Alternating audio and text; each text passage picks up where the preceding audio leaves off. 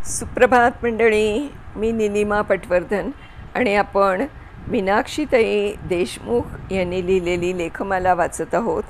अहिल्याबाई. कालच्या पुढे सुरू करते. अन्यबा आणि गंगोबा तात्या उदयीक हिशोब घेऊन पुण्यास रवाना होणार आणि अहिल्याबाईंच्या मनातील खतखत बाहेर पडली. मामंजी, या सरत्या वयात पेंढारीपणा, लुटीचा मोह कशापायी? आजपर्यंत उदंड कीर्ती, लौकिक मिळवला तो पार धुळीस मिळाला. यश मोजायचं खरं माप दौलतीवरची निष्ठा, दौलतीसाठी झुंजणं. आम्ही आतापर्यंत दौलतीसाठीच सारे आयुष्य मोजले ना. आता थोडाफार स्वार्थ येतोच ना. दौलतीपेक्षा व्यक्तिगत स्वार्थ मोठा का? नजीब खानास धर्मपुत्र मानण्याचे काय कारण? जिवे ठार मारावे अशी ज्याची लायकी त्यास पुत्र करणे. त्यात दत्ताजी सामील करून आलात. अहिल्याबाई, हे तर राजकारण. इथे शह ठेवला नाही तर उद्या हुजऱ्याची दशा, पाणके होऊन धोत्रे बडवावी लागतील पेशव्यांची. मामंजी, आपण एवढे दूरदेशी असूनही नजीब खानासारख्यास कसे दूध पाजले? त्यात हिशेबही गेल्या 4-2 वर्षात.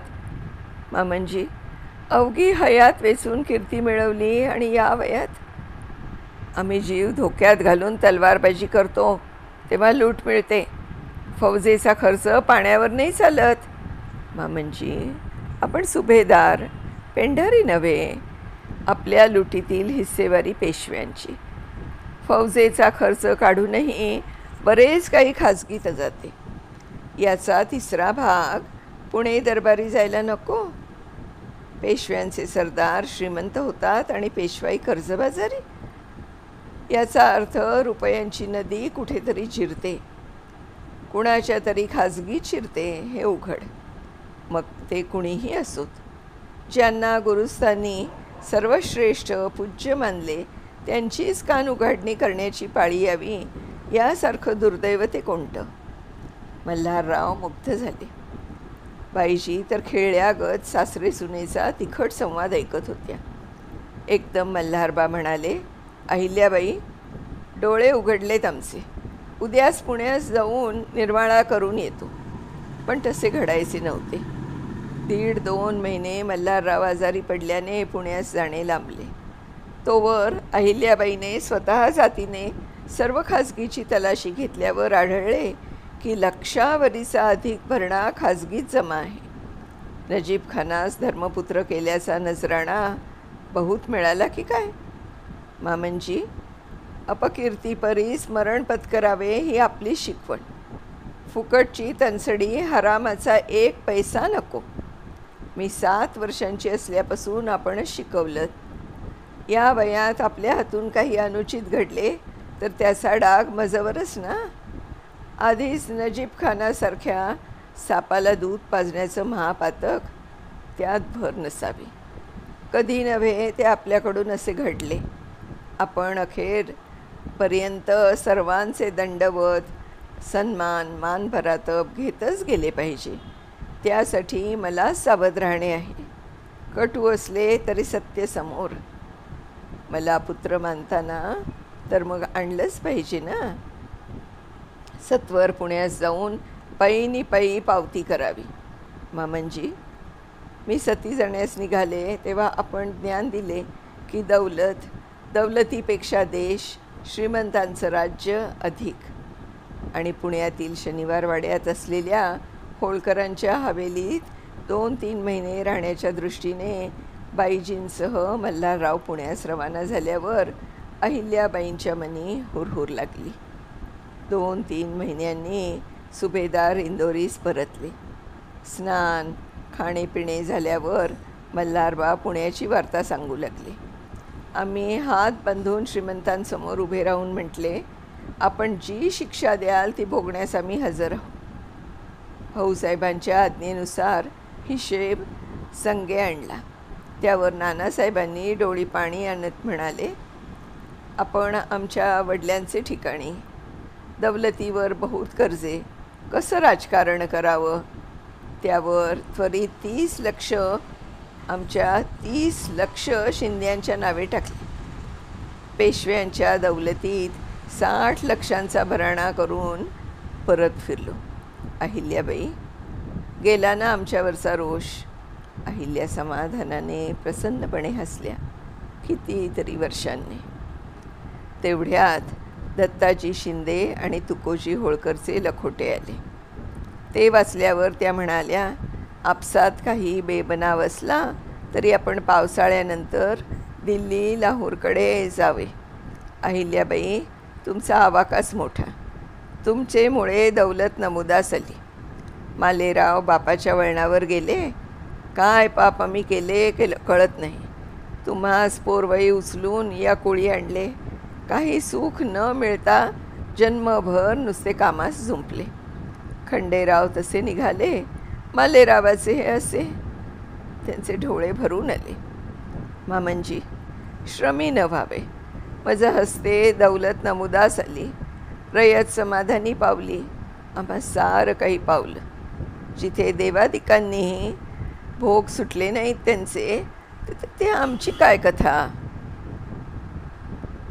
बुसीकडून तोफांची विद्या शिकून आलेल्या रावजी यादवच्या मदतीने आणि मार्गदर्शनाखाली इंदोरात कारखाना उभारून बारकाव्यासहित सारी विद्या आत्मसात केली. ते पाहून समाधानाने मल्हारराव म्हणाले, मार्तंडाने आम्हास वेळेवर बुद्धी दिली आणि सती जाण्यापासून रोखले.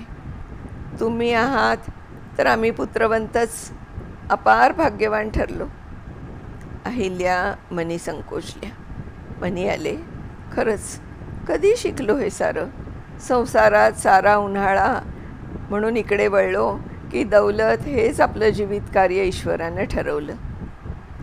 गेल्या 7-8 महिन्यांपासून बाईजींना दमा उसळल्यामुळे त्यांचे औषध पाणी, भेटायला येणाऱ्यांची गर्दी, मालेरावांचे मरकट चाळे या सगळ्या अहिल्याबाई तोंड देत होत्या.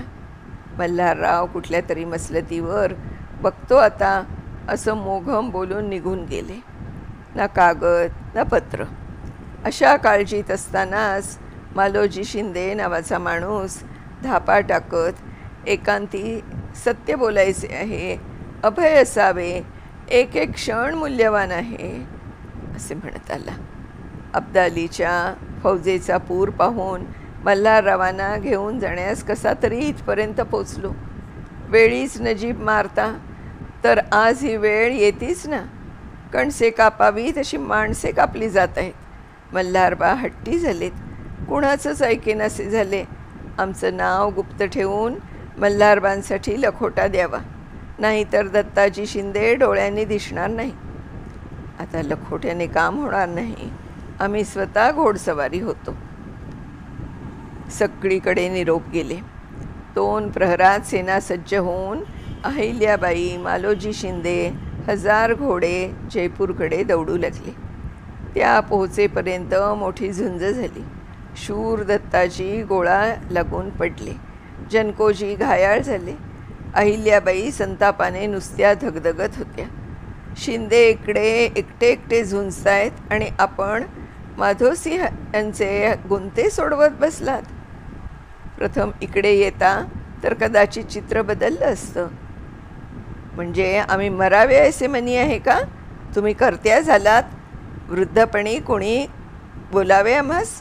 म्हाताऱ्या सिंहास खडे मारावे ही तो जनरीतच. वैधव्याची आस धरणारी चांडाळीण कोण असेल मामनजी? आपण पराक्रम करून लौकिक खूप केला म्हणून बोलले. कोंगड्या विणायचे स्वकर्म करता तर वादाचे कारणच नव्हते. हे ऐकताच द्वेषाने हजारो फौजेसह शिंद्यांच्या डेऱ्याकडे जाऊन शिंद्यांच्या फौजेत मिसळले. तोच दत्ताजींची अवघडलेली पत्नी भागीरथी कशीबशी येऊन पोचली. अहिल्याने तिला कुशीत घेतले. शोकाचा एकच हलकल्लोळ उठला. अति दुःखाने भागीरथी तोंडात माती भरू लागली. डोके आपटू लागली. मल्हारबाबांची बहुत राह देखली. सतत लक्ष धुराळ्याकडे. मल्हाररावांचा रडण्यावर ताबा उरला नाही. बाईजी म्हणाल्या, भागीरथी, पाटील कीर्ती करून गेले. मरताना सुद्धा बचेंगे तो और लढेंगे हे उत्तर होतं. ही धिटाई, हे शौर्य, हे तेज, त्यांचं नाव अखंड गाजत राहील. मरतात तर सारेच, पण त्यांचं नाव कोण जाणतो पोरी. माझा तर अवघा उभाड झाला. आता स्वामीस कुठे पाहू. तुझ्या पोटी येणाऱ्या मुलात त्यांना बघावं. त्याला सवाई दत्ताजी करू. जास्त शोक नको करूस. मध्येच कळ्या सुरू व्हायच्या. अहिल्या जातीनं सारी व्यवस्था पाहू लागल्या. मल्हारराव आल्याने फौजेत नवचैतन्य आलं. जनकोजीच्या खोल जखमेवर वैद्य उपचार करीत होते. तेवढ्यात तुमच्या रोखे दुराणींची फौज निघाल्याचा निरोप आला. जनकोजी जखमी, भागीरथी पोटुशी, दत्ताजींचा वंश जतन करणे म्हणून आपण चमेली पार जाऊ. नाही मल्हारबा, काकांचा जिथे देह पडला तिथेच माझा पडावा. मी इथेच कामगिरीवर राहणार. परोपरीने सांगूनही जनकोजी ऐकत नाहीसे पाहून चिडून डेऱ्यात अहिल्याबाईस सांगितल्यावर त्या म्हणाल्या, जनकोजी मूल आणि जखमी असून हिंमत बांधतो, उदंड धैर्य दाखवतो. मग आपणास अजून किती जगणे आहे. अपकीर्ती का पदरात घेता. अवघा आकांत झाला. आपल्याशिवाय आटोपणार नाही. मुलं, माणसं, बायका यांच्याकडे लक्ष द्यायला आम्ही आहोत. आपण वेळ खर्ची का टाकता. आपली तलवार आणि खुद्द आपण फौजेचे आधार. क्षात्रधर्म हाच की रणी विन्मुख ना व्हावे. काय दुर्दैव अहिल्याबाईंचे. जे गुरुस्थानी, ज्यांनी बोट धरून राजकारणाचे धडे गिरवत इथपर्यंत आणले, त्यांनाच त्यांच्या मनाविरुद्ध युद्धात लोटावे लागत आहे. ठीक आहे अहिल्योबा, मार्तंडाने भेट घडवली तर भेटू पुन्हा, असं म्हणून ते निघाले. काशीबाईस रडू आवरेना. जतन करून आणलेला जखमी पती जनकोजी पुन्हा रणांगणी निघालेला बघून तिचा धीर सुटला. पांढऱ्या केसांची आण शपथ घेऊन वचन देतो, यास रक्षीन. तिलक औक्षण झाले. निरोपाचे विडे झाले. कुचाची नौबत झटली आणि सारे निघाले. मंडळी, आता पुढे काय होतंय ते आपण पुढच्या भागात बघूया. तोपर्यंत नमस्कार. ही जी लेखमाला आहे अहिल्याबाई होळकर, ही लिहिलेली आहे मीनाक्षीताई देशमुख यांनी. तर आता भेटूया पुढच्या भागात उद्या. तोपर्यंत जाणून घेऊया की पुढे काय होणार आहे ते पुढच्या भागात. नमस्कार.